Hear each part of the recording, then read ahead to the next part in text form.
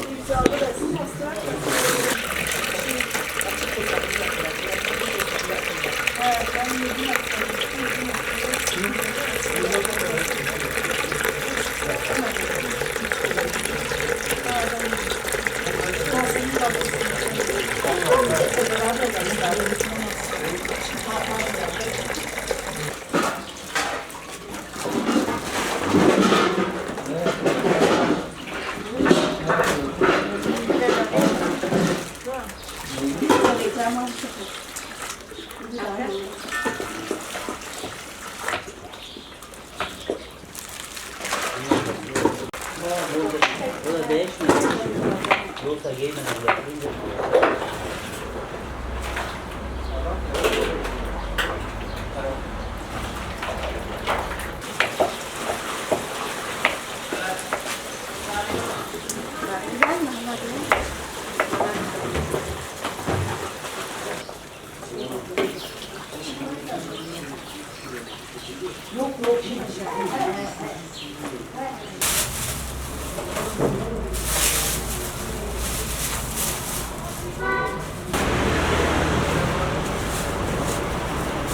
Ya üstü neresi?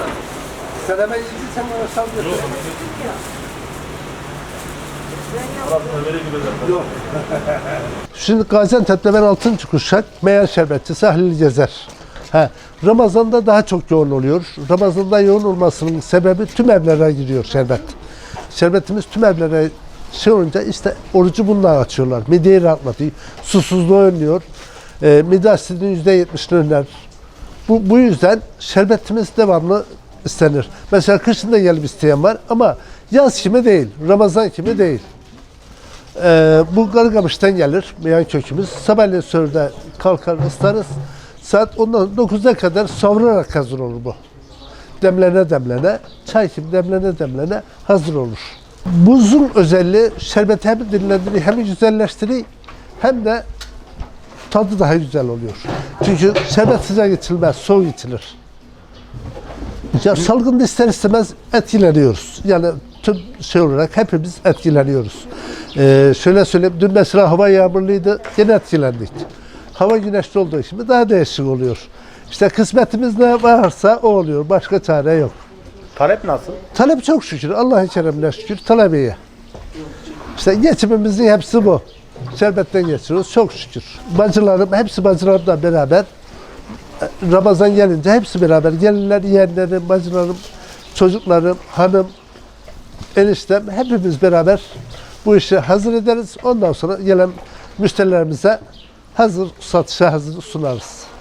Peki nasıl mesainiz kaçta başlıyor? Sabahleyin benim mesaim saat 4'te başlar.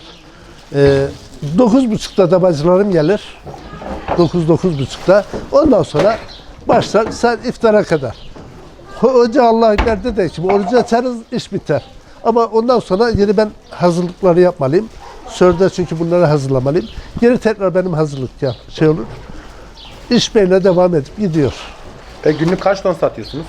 Şu anda belli olmuyor. Pandemiden dolayı biraz sıkıntılıyız.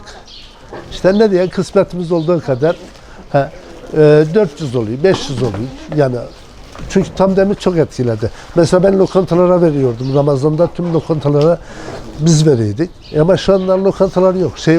İster istemez biraz ne diyelim kısmetimiz bu kadarmış. Çare yok. Şeyler açsana.